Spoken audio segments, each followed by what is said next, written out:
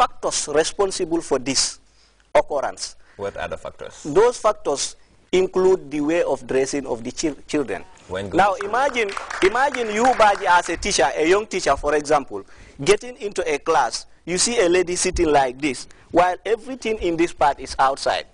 That is a very big distraction. So you see that is one factors that are leading teachers to do such things. The other thing is, I just mentioned read. Read everything of anything and anything of everything. That's what Shakespeare said.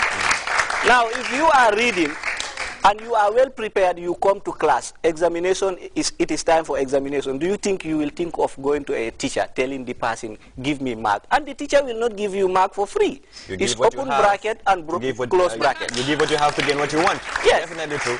So the only problem is that we are not reading. And secondly, the code of dress, I'm sorry to say, but the code of dress and the way we move. You see, some of the students, like schools that are using skirts, they only adjust their skirts when they are passing beside their teachers.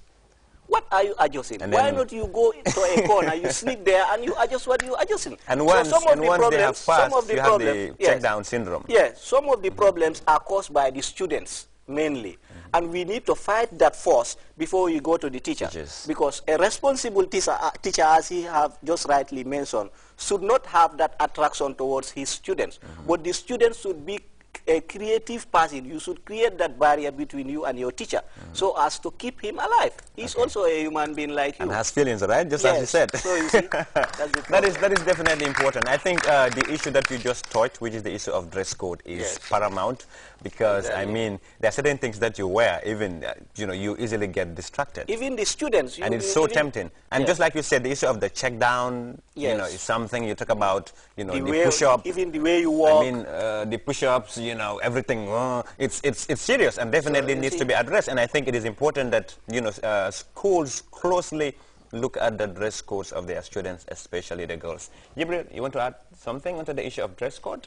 I will not actually put a blame all on the students. Most of the blame I'll put on the teachers, because a teacher is part of the school administration, and a teacher has authority. And I don't think that if the teacher doesn't show the student that eye of, oh, you can come. Oh, here I am. Yes. I don't think the student will go to the teacher and approach the teacher for anything.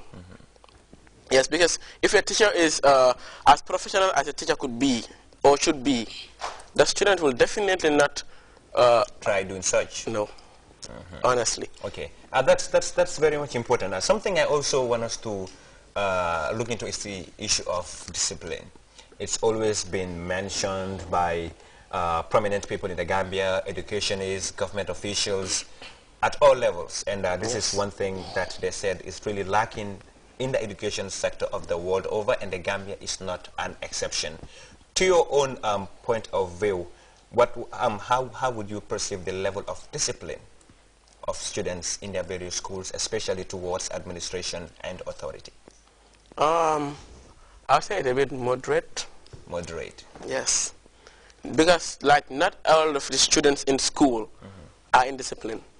Most of the time, it's just like a fragment of the general populace of students in the school. Few unscrupulous in the schools. Yes, that will cause the problems in the school, and then they will also influence some other students in the school to follow such path and then do some things.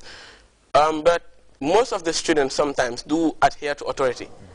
But and also on another side, when it comes to discipline, I don't also think that it should all be blamed on the school.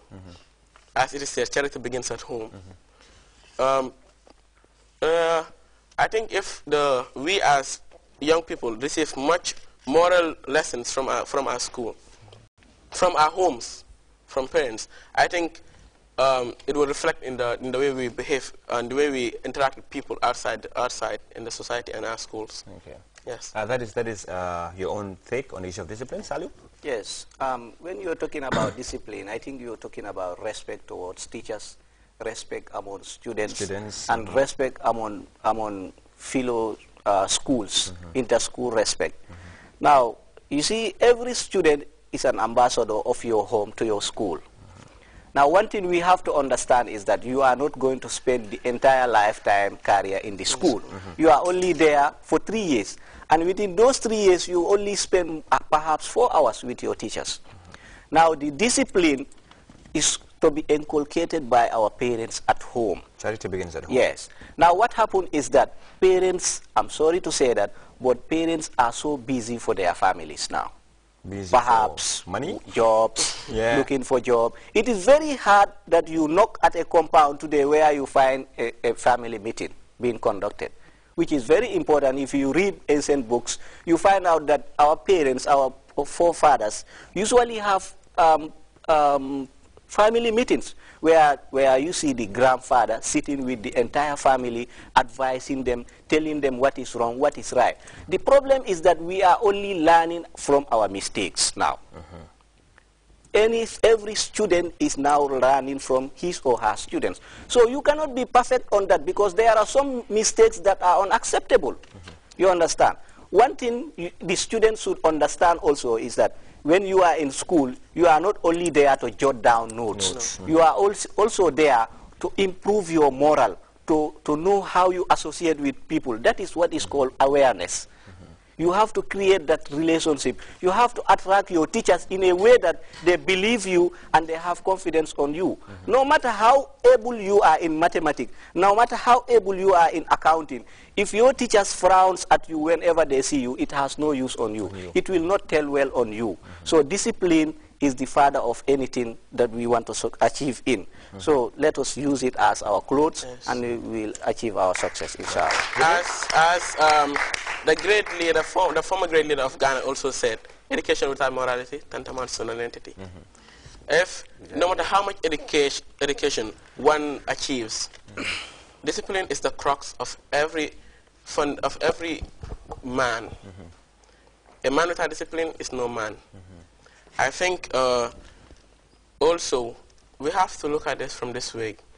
If parents are so busy also looking for money to food their children's bills, pay for house bills, feed them and shelter them, I also think that teachers should also help the parents to also discipline the students. That is definitely true, Jibril. Just as it is said in the Holy Bible, even though I'm not a priest though, in the Holy Bible, in the book of Proverbs, chapter 12, verse 1 to 2, it says, "He who loves discipline loves knowledge, and he who hates correction is stupid." So discipline, education can never go without discipline, and discipline is paramount when it comes to attaining a goal. Yeah, thank you very much. I think right now what we're just going to do is we'll just allow people from the audience to speak their mind. If you have any comments or contributions, you could just come on in.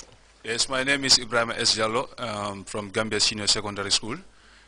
Here today I'm very happy to discuss about, to be with you guys, to discuss issues concerning about the youth development. Since it is stated that we the young people are the future leaders and we have to prepare ourselves and get ready in order to build our nation. Discipline is very important in the society because as a student you cannot expect to have a good knowledge without having a good discipline. Thank you. I'm Francisco from St. Augustine Senior Secondary School. We have protests on several issues, and one of them is discipline. And like the guy said, discipline is a cloth. You wear it, you work with it, it represents you. And also, it is said that what you eat, what you listen to, and what you feed on is what represents you. In St. Augustine's, we have one motto, which says that always do things at the right place and at the right time. Doing the right place, doing the right thing at the right place and at the right time has to go with discipline. If you are working with discipline, you are accepted. Like he said, you are not only going to school to jot down notes. No, you need to socialize. You need to be taught how to socialize. And in order to know how to socialize, you have to accept your errors. In this world nowadays, we learn from our mistakes. And that should not be. That is definitely wrong. When you are taught to be the three sons among the minors, you are superior to all. And that is only because of discipline. That's where I'm going to start. Thank you very much. Zakaria, you have any comments? Yes, Jerry? Well, thank you, Mr. Baji. My name is Mfamara San.